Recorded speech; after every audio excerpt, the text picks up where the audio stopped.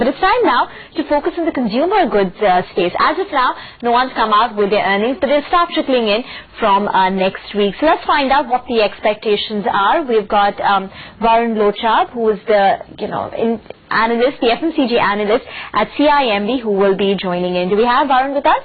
Hi Varun, thanks so much for joining in. So far, the management speak that's come through over the last 3 months is that things have not picked up on the ground. The demand is still fairly sluggish. So in that sense, what's your expectation from the consumer goods in Q4, and is it adequately priced in? So in terms of Q4 earnings, we believe top line will remain sluggish for most of the companies. However, margins will see a good uptick, especially gross margins, because of fall in input prices. But based on channel checks, the top line would be sluggish, maybe in some cases even weaker than what we had in Q3. We have not seen any meaningful uptick either in urban or rural consumption trends based on our channel checks and our talks with the various managements. Earning growth for the sector would be in low teens. Again, it would vary a bit from company to company depending on the kind of inputs they had and how much they have fallen, but it will be entirely driven by margins. Top line will be pretty weak. Hi Varun, good afternoon. You've mentioned a weak top line is what you're expecting across the board. Does that mean that we see no recovery in volumes as well? I mean, what are the kind of estimates you have, at least for the biggies? Yeah, so in terms of volume, for Unilever, we believe volumes will remain in 3 to 4% range, so there is no uptick out there.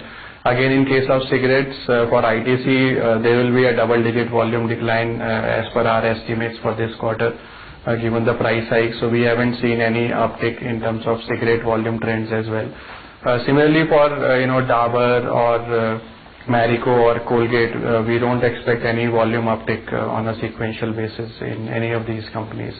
And pricing for some of the companies, like in case of Unilever, will not be as strong as what we have seen in the previous quarters. So like in Unilever, our top line growth estimate is around 7%, which is quite low compared to what they were doing say last year or even till Q1 of this year. So the pricing component will be lower on a YY basis for most of the companies, and volume growth there will be no uptick as of now. Okay, so in Q3 volumes were sluggish. Q4 will be sluggish, perhaps even worse than Q3. When do you expect the top line to improve for the FMCG companies in FY16? Which quarter perhaps will be the turning point? And do you think street expectations are a bit too high for FY16 and there is a likelihood that they will need to be downgraded? Yeah, so on top line, clearly we believe street expectations will have to be downgraded. Consensus is still building in around 12 to 15% top line growth, which means either volume have to get a meaningful uptick or pricing has to come back. Now pricing looks very unlikely given the way commodities are behaving. There is no inflationary pressure as of now. So based on our talks with the various managements, the pricing component is going to be lower in FY16. And volume growth, our view is that at least for the next 1 or 2 quarters, we don't see an uptick. And now, I think the rural economy, we need to see how it, behaves, especially, given the unseasonal rains which have happened and now the monsoon forecast. So, first half of FY16, I don't see any uptick in top line growth or volumes. So, we need to kind of wait for second half, which, when we start to see maybe some upticks, and it will be probably led by urban first in our view. Rural will be the lagging, compared to urban in terms of the top line. So consensus clearly we believe on top line needs to come down significantly by around 4 to 5% for most of the companies on top line. Margin picture will remain good, at least in first half of FY16, because on a YY basis you will still see margin expansion. But come second half, earnings for these companies has to be driven by top line because margin will no longer be a tailwind from second half of FY16. Fair enough. So in your coverage, your top picks, you have ITC, Jubilant, Arvind as well as Marico. But is the upside limited even for these 4 stocks? Yeah, so upside is decent for ITC and Arvind at these levels.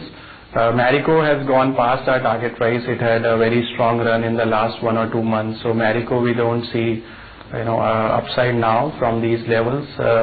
Jubilant has corrected a bit, so I think again risk reward is looking favorable and one can look to buy Jubilant also at current levels. So ITC, Arvind and Jubilant probably even at today's price, one can look to buy. Most of the pure FMCG names like your Unilever or Dabur or Britannia, Marico, all of these have become a bit more on the expensive side now. Based on your channel checks, do you think there is a possibility of a positive surprise in any IT company compared to street expectations? Sorry, which company? In any company, in any FMCG company that you track, do you see any company which there is a possibility of a positive surprise based on channel checks, which is not yet captured in, or the recovery is not yet captured in?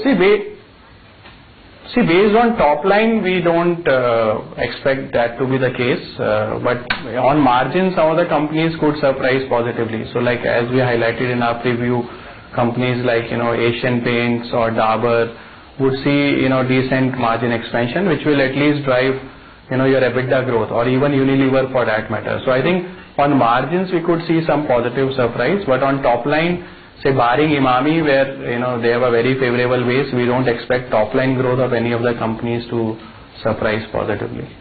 Okay, so one final question, Varun. You gave us some key trends that revenue will be sluggish in this quarter. There will be some gross margin expansion. Revenue will be sluggish. Perhaps even in the first half of FY16, there is no pricing. You don't expect any pricing improvement also in FY16. Urban recovery will be faster than rural. Apart from these, any other key trends in the FMCG sector? No, I think, what we have to watch out for is, the input price behavior from here on. If we start to see some uptick in input prices, that could be again a headwind into the second half of FY16, because right now everybody is building into their estimates these high margins to sustain into FY16 and even FY17. So I think, the uplift in margins is now being sustenance of that is already in the, price and in the estimates of most of the people. So we need to keep a track on that. And second would be probably, A&P intensity, because there will be a gross margin expansion for most companies. Now, how much they look to reinvest into higher A&P to get back volume growth. As per our channel checks, as of now, the A&P intensity has not gone up in the sector, which means the flow through of margins to EBITDA will be good until Q4. But if in first half companies see that volumes are not picking up and they decide to reinvest a bigger chunk into A&P, then there could be some margin downtick in first half of FY16 itself compared to estimates. All right, Varun, we'll leave it at that. Do you want to give any disclosures? No, so our ratings are already there in the public domain. Nothing beyond that. All right, Varun, thanks very much for joining in.